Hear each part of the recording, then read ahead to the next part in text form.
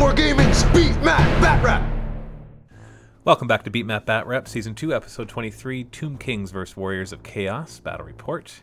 It is Tomb King's turn 1. Unfortunately, I stayed within 6 inches, but it's on a roll of 1 to 3 that it hurts me, so I was safe there. Everybody else moves up. The chariots are trying to move up just to get into shooting range, and then they'll probably back out after that. The archers move up to get as best view as they can, even though there's this big rock that's going to block the line of sight of 3 or 4 of them. The horseman archers can't charge the first turn because they did a scout move, or they did a vanguard, or whatever you call that.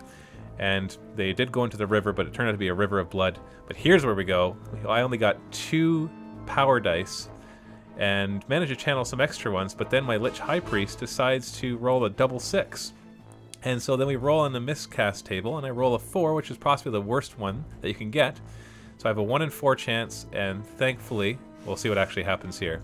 I lost a bunch of skeleton warriors, and a wound on the High Priest, and a wound off of the chariots. And on a 4 to a 6, he survives, and I just lose d6 power dice. A 1 or 2 or 3, and he would have been removed from play.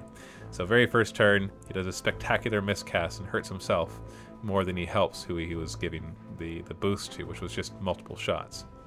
But at least he couldn't dispel it. And then it fired and really didn't do anything. Fired the catapult at the Warriors of Chaos, and it scatters off of them and misses everybody else just barely. And then the archers fire into the huge horde of marauders, I guess they are? 40 marauders, yes. And they fail to really do anything. Warriors of Chaos, he rolls for stupidity, and he fails it on his trolls, and so they're just going to stumble forward rather than turning around and take care of those horse archers. His warhounds march forward, as well as his marauder horsemen, the ones with flails, and his other warhounds as well. He's getting ready to flank to the side, trying to take on the archers. And then his other marauder horsemen with his throwing spears turn around. They can't charge, obviously, because they didn't have line of sight, but they were hoping to throw their spears at least to take care of some of the horsemen archers, and then be ready for a charge as well. The trolls just stumble forward with their stupidity. The war shrine moves over, and then the Warriors of Chaos actually turn to face the horsemen archers as well, because they are a bit of a threat, given the fact that the marauder horsemen actually suck quite badly.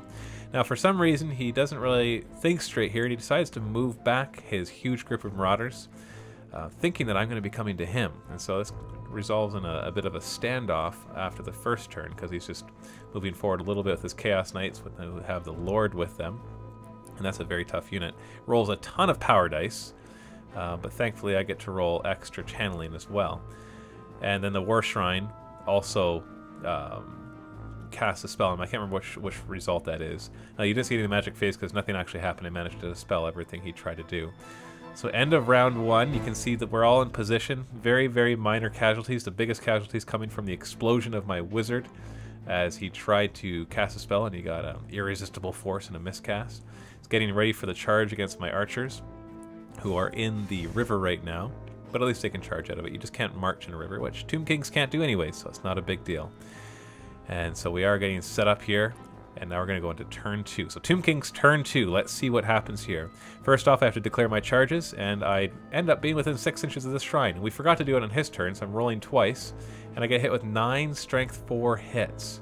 And that kills 4 of my guys. So that's a bit of a loss. I could have lost a lot more, but still, didn't want to. I was supposed to stay out of 6 inches of those, and I was barely within the 6.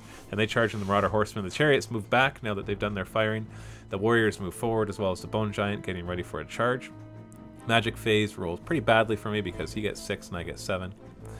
And I'm going to be casting onto these guys to get them a 5+ ward save, and it also heals them. Then he's going to cast the Desiccation spell, which he does not manage to dispel, and I get a minus D3 strength and toughness from a unit. So minus 3 strength and toughness from his knights.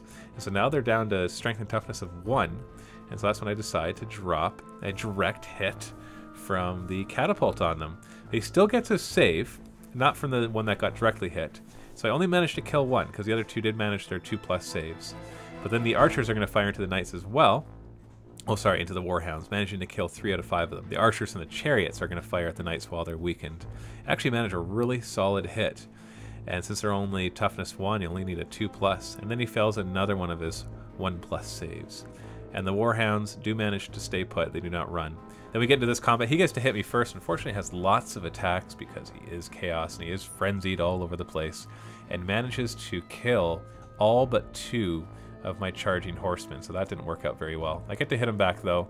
I don't have full command, so these are just 2 regular guys and the steeds. And I do manage to kill 2 of them, but unfortunately the unstable rule does kill the last of my guys. So that was a very poorly, it was just a failed charge altogether. So they were not very effective. Warriors of Chaos turn 2, rolls for stupidity and fails it again. So they're still stupid, trying to charge these guys, and doesn't quite make it. So they only get to move up 6 inches. And he didn't quite make it because it was difficult terrain moving up, so he needed a couple extra inches. Attempts to charge the Bone Giant for some reason. Thankfully for himself, I think more than me, he fails it, and so they just move up 4 inches. Because the Bone Giant would have killed them. The Trolls stumble forward stupidly, again, not really doing what they're supposed to do. Warriors of Chaos then do a musician leadership role so they can reform before they then march forward to get into a better position. So they go up beside the Chaos Knights, who obviously do not charge because right now they're at strength and toughness of 1. Even their lord is only strength and toughness of 2 right now. Everything else moves up. He realizes, hey, I need to march these guys up because I need to be within range to cast my spells because both of the sorcerers are inside that unit. He decides to go into this trees, which turn out to be a fungus forest, which means anybody inside do become stupid. So those guys inside are now subject to stupidity on his next turn. So kind of fun to see what happens there. His Chaos Knights shuffle over a bit. Magic phase, he gets a bunch of power dice, casts a spell, but nothing really happens in a magic phase of note. And that is all that really happens in round 2. So you can see it's kind of a standoff. We're both holding back. I'm pelting him a bit with my archers and some magic.